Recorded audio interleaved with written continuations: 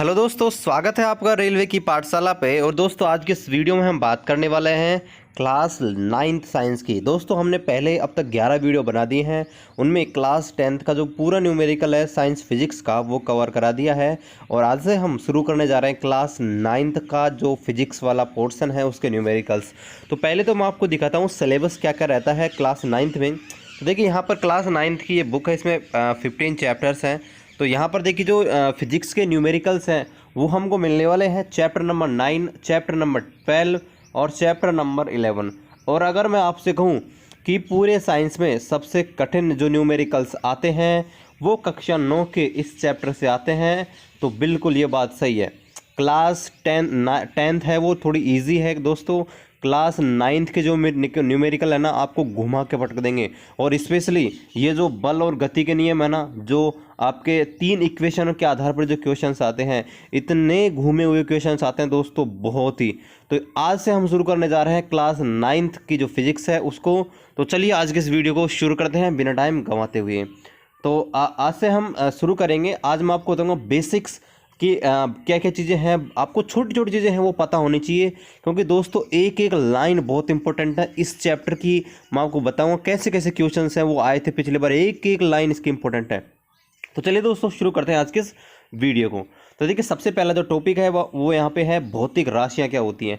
तो देखिए हम किसी भी चीज़ है उसको मापने के लिए, है ना, किसी भी राशि को मापने के लिए कुछ हम यूनिट्स का इस्तेमाल करते हैं, कुछ राशियों का इस्तेमाल करते हैं। जैसे हमको बाज़ार से बोलते हैं कि इतने किलो चीज़ लेके आना, चीनी लेके आनी है ना। हम तो पूछते हैं कि कितना लाना है, तो बोलता है 5 किलो। तो ये 5 किलो जो होता है ना, इसे बोलते हैं हम राशियाँ। मतलब मापने के लिए हम कुछ राशियों का यूजेस करते हैं, इनको हम बोलते हैं भौतिक राशियाँ। ठीक है, जैसे मेरा वजन कितना है, मैं बोल मेरा 60 किलो वजन है, तो मतलब ये 60 किलो क्या है। ठीक है, तो इसी को हम बोलते हैं भौतिक राशियाँ। अब देखिए भौतिक राशियाँ है ना मेनली 2 प्रकार की रहती हैं, एक होती है सदिश राशि, एक होती है अदिश राशि, है ना। वेक्टर क्वांटिटी, तो वेक्टर क्वांटिटी क्या होती है, ऐसी राशियाँ जो साइंस बैकग्राउंड से है ना उनको तो ये बेसिक चीज़ें आती होंगी, लेकिन जो आर्ट्स वाले हैं, कॉमर्स वाले हैं, उनको बेसिक चीज़ बताना जरूरी है, क्योंकि न्यूमेरिकल्स करेंगे तो प्रॉब्लम आएगी। तो देखिए सदिश राशि ऐसी राशि होती है जिनको हम व्यक्त करेंगे ना तो केवल परिमाण का मतलब जैसे बोलता 5 किलो, तो 5 जो है ना उसको बोलते हैं परिमाण। और दिशा की आवश्यकता होती है, यानी कि दिशा के बिना इनकी हम जो कैलकुलेशन है वो नहीं कर सकते, ऐसी राशियों को बोलते हैं सदिश राशि। ठीक है, जैसे मैं कहूँ 5 न्यूटन बल लगाओ, तो बोलेंगे किधर लगाओ, मतलब हमको किसी भी जैसे कोई वस्तु उसको खिसकाना है, गाड़ी में धक्का लगाना है, तो किस दिशा में लगाना है, आगे की ओर लगाना है, पीछे की ओर खींचना है, तो बल क्या एक प्रकार से सदिश राशि है। तो देखिए सदिश राशियों की वैसे तो आप कैसे याद करेंगे, तो इसके लिए छोटी सी ट्रिक है।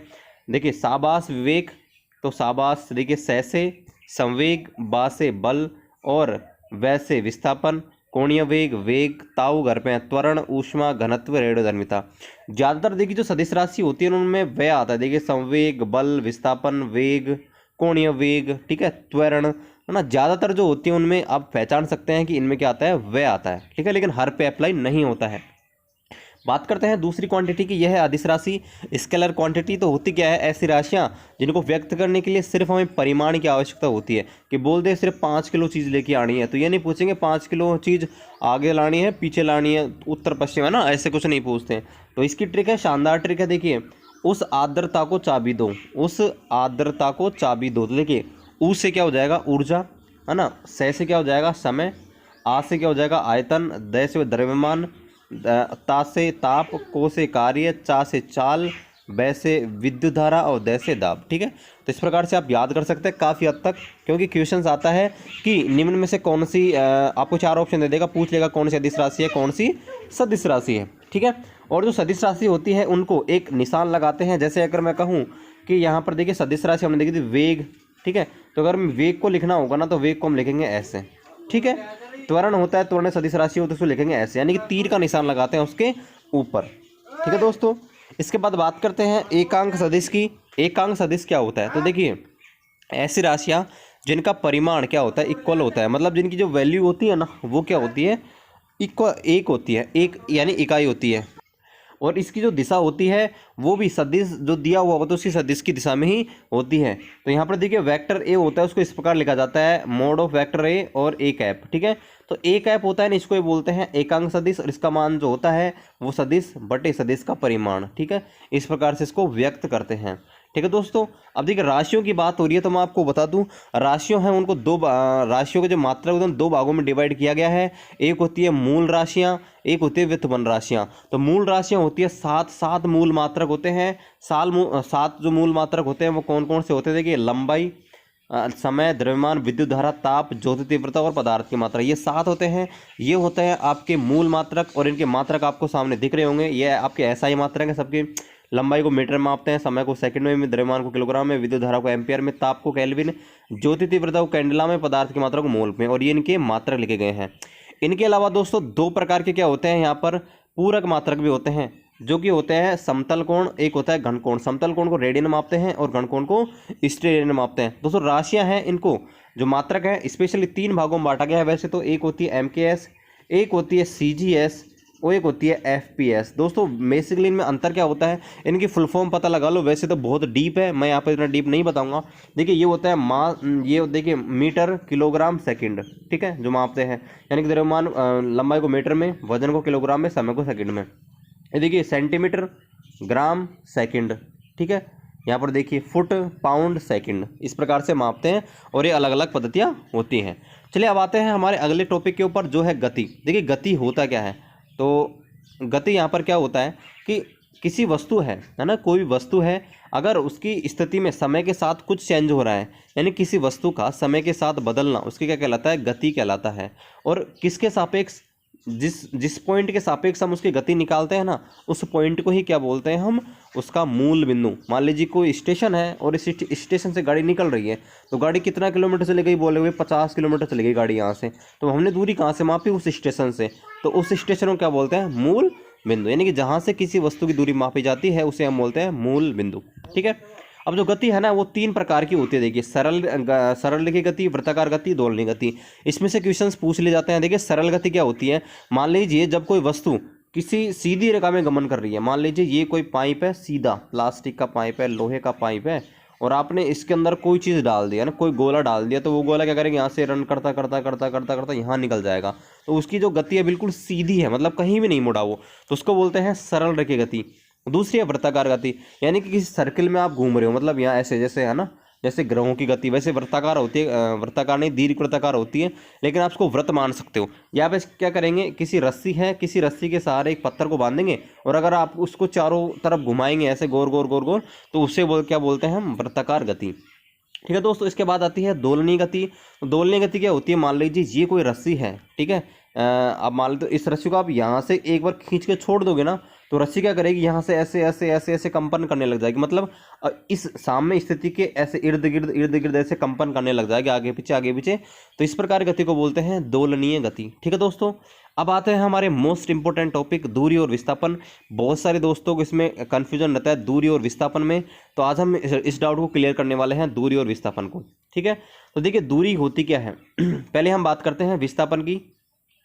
तो किसी वस्तु की प्रारंभिक व अंतिम स्थिति के बीच की जो दूरी होती है उसे विस्थापन बोलते हैं। मान लीजिए ये आदमी है, वो ए से चला और बी पर चला गया, तो इसके बीच न्यूनतम जो दूरी है ना उसको बोलते हैं क्या, विस्थापन, ठीक है दोस्तों। और विस्थापन होती है एक प्रकार की सदिश राशि होती है, इसका मान 0 हो सकता है और इसका मान ऋणात्मक भी हो सकता है। दोस्तों ध्यान रखना है, अभी मैं आपको बिल्कुल सामने यहाँ पर प्रैक्टिकल करके बताऊंगा कैसे होती है, ठीक है दोस्तों। इसके बाद हम देखते हैं लंबाई क्या होती है। देखिए कोई व्यक्ति पूरी यात्रा के दौरान जितनी लंबाई तय करता है ना, कोई व्यक्ति अपनी पूरी यात्रा के दौरान जो पूरी दूरी तय करता है, लंबाई तय करता है, उसको क्या बोलते हैं, दूरी। और ये दोस्तों 0 नहीं हो सकती और ना ही नेगेटिव हो सकती है, ये आपको ध्यान रखना है, ठीक है। अब देखिए मैं आपको कुछ एग्जाम्पल्स के माध्यम से इसको बताता हूँ दूरी और विस्थापन को। मान लीजिए एक आदमी है, वो यहाँ पर बिंदु ए से चलना प्रारंभ करता है और बी बिंदु तक जाता है, और जो दूरी है ए से बी जाने में वो 5 मीटर की है। फिर वो अपने मुड़ता है बाईं ओर और 4 मीटर है वो जाता है, और वो जाता है सी बिंदु तक। तो देखिए पहला स्थिति, यहाँ पर दूरी क्या होगी, दूरी क्या होती है, कुल जो डिस्टेंस है उसी को दूरी बोलते हैं। तो पहले चला 5 मीटर, फिर चला 4 मीटर, तो क्या हो जाएगा 5 + 4 कितना हो गया, 9 मीटर। तो उसकी जो दूरी है वो तो आगे 9 मीटर। अब डिस्प्लेसमेंट यानी कि विस्थापन है वो क्या होगा, इनके बीच न्यूनतम दूरी प्रारंभ में देखो यहाँ था, अंत में कहाँ यहाँ, तो ये जो डायरेक्ट दूरी है ना, ये इसको बोलते हैं विस्थापन। और ये इसको हम देखिए पाइथागोरस प्रमेय से इजीली निकाल सकते हैं, ठीक है, पाइथागोरस प्रमेय से, ठीक है दोस्तों। वैसे मैंने गलत ले लिया क्योंकि ये बड़ा होता है यहाँ पे, ठीक है, बड़ी करना होता है, लेकिन फिर भी दोस्तों मैं आपको समझाने के लिए ऐसा किया है, मैंने थोड़ी गलत ले ली है। इसको आप 3 मान लीजिए, ठीक है। तो यहाँ पर देखिए इस प्रकार से ये आ जाएगा, ठीक है दोस्तों। दूसरा एग्जांपल लेके फिर मैं आपको समझाता हूँ, थोड़ा सा और डाउट क्लियर हो जाएगा आपका दूरी और विस्थापन के बीच। मान लीजिए एक व्यक्ति है, वो ए से बी बिंदु तक चला, ठीक है, और ये ए से बी बिंदु तक की दूरी कितनी है 5 मीटर। ए से बी चला और वापस बी से आ गया कहाँ पे, सी पे, इसी रास्ते से चल के वो सी पे आ गया। तो देखिए दूरी तो क्या हो गई, कितना चला वो, पहले तो ए से बी गया 5 मीटर, फिर बी से सी गया 2 मीटर, कितना हो गया 7 मीटर। लेकिन विस्थापन क्या हो गया, अंतिम स्थिति और प्रारंभिक स्थिति के बीच की दूरी। तो देखिए पहले तो यहाँ था और यहाँ जाने के बाद सी पे आ गया, तो ये जो दूरी है ना इसको बोलते हैं विस्थापन। तो देखिए ये पूरी 5 है, ये 2 है, तो ये कितनी हो गई 3। ठीक है दोस्तों, आशा करता हूँ कि आपको जो दूरी और विस्थापन में जो डाउट था वो आपका क्लियर हो गया होगा। चलिए बात करते हैं ऐसे एक टॉपिक की जो है चाल और वेग, इन दोनों में क्या डिफरेंस है। आपको दोस्तों एक और ध्यान रखनी है, विस्थापन है वो एक सदिश राशि होती है, दूरी एक अदिश राशि होती है, लेकिन दोनों का मात्रक होता है वो मीटर होता है। ठीक है दोस्तों, बात करते हैं चाल और वेग की। तो देखिए चाल तो आपने बहुत बार पढ़ी है, मैथ्स में पढ़ी होगी। किसी वस्तु द्वारा एकांक समय में जो तय की गई दूरी होती है उसको हम चाल बोलते हैं, और चाल बराबर होता है दूरी बटे समय, ये एक अदिश राशि होती है, बिल्कुल सीधी चीज़ है। लेकिन दोस्तों देखिए अगर यहाँ पर अगर किसी निश्चित दिशा की बात हो जाए ना तो उसे बोलते हैं हम वेग, लेकिन अगर ऐसे ही रैंडमली कहीं भी गति की बात हो रही हो तो उसे बोलेंगे चाल। लेकिन अगर निश्चित दिशा की बात हो रही हो तो उसे हम बोलेंगे क्या, वेग। यानी कि निश्चित दिशा में किसी वस्तु द्वारा एकांक समय में तय की गई दूरी को बोलते हैं वेग। तो वेग बराबर क्या हो जाएगा, दूरी बट्टी समय, लेकिन दूरी कहाँ होनी चाहिए, निश्चित दिशा में। और निश्चित दिशा में जब दूरी की बात हो रही हो तो दूरी को हम क्या लेते हैं हमेशा, विस्थापन। ठीक है दोस्तों, और यहाँ पर विस्थापन बट्टे समय, यानी कि अगर हम वेग का सूत्र निकालें तो वेग v बराबर क्या हो जाएगा, विस्थापन, ठीक है, बट्टे समय। और विस्थापन यानी कि हम मान लिया दूरी s और ये t। तो ये प्रकार की होती है, सदिश राशि होती है।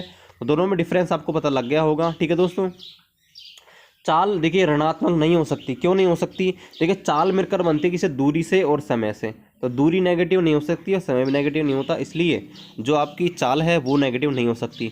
लेकिन वेग है ना, वेग देखिए वेग है विस्थापन के ऊपर डिपेंड करता है, तो विस्थापन नेगेटिव हो सकता है, विस्थापन जीरो भी हो सकता है। तो जो वेग है ना इसलिए जीरो भी हो सकता है, और वेग है आपके वेग है वो क्या होता है ऋणात्मक, वो चाल है वो ऋणात्मक नहीं हो सकती, वेग है वो ऋणात्मक हो सकता है। ठीक है दोस्तों, इसके बाद हम बात करते हैं गतियों के प्रकार के बारे में। ठीक है, तो यहाँ पर देखिए पहली है एक समान गति। एक समान गति क्या होती है, जब कोई आपके वस्तु है यानी कि निश्चित टाइम पे निश्चित दूरी तक चलती है। मान लीजिए पहले वो 1 किलोमीटर चली ना तो उसमें मान लीजिए 10 सेकंड लिया, है ना। अगले 1 किलोमीटर चला तब भी उसने 10 सेकंड लिया, अगला 1 किलोमीटर चला तब भी 10 सेकंड। मतलब ये है कि जितनी दूरी तय कर रही है ना समय भी उतना है, ऐसा नहीं कि समय बढ़ रहा हो, समय बिल्कुल सेम है, कांस्टेंट है। यानी कि समान समय में समान दूरी लगातार वो तय कर रही है, तय कर रही है, तय कर रही है। तो इसको हम क्या बोलते हैं, एक समान गति, यूनिफॉर्म मोशन। ठीक है दोस्तों, ये क्वेश्चन पूछ जाता है एक समान गति के लिए यहाँ पर दूरी और समय के बीच ग्राफ है वो कैसा बनता है। आपको ध्यान रखना है एक चीज़ बढ़ रही है दूसरी बढ़ रही है लेकिन समान मात्रा में, और ये दूसरे समानुपाती हैं, इसलिए जो ग्राफ बनेगा एक सीधी रेखा बनेगा, सरल रेखा बनेगा। दोस्तों आपको ध्यान रखना है, ये होती है एक समान गति। अब बात करते हैं असमान गति, और इसमें आता है त्वरण। असमान गति क्या होती है, जैसे मान लीजिए पहले 100 मीटर चला तो पहले 100 मीटर में ले लिया 10 सेकंड, अगला 100 मीटर चला उसमें ले लिया 15 सेकंड, अगला 100 मीटर चला उसमें 12 सेकंड, मतलब लगातार इसमें चेंज हो रहा है।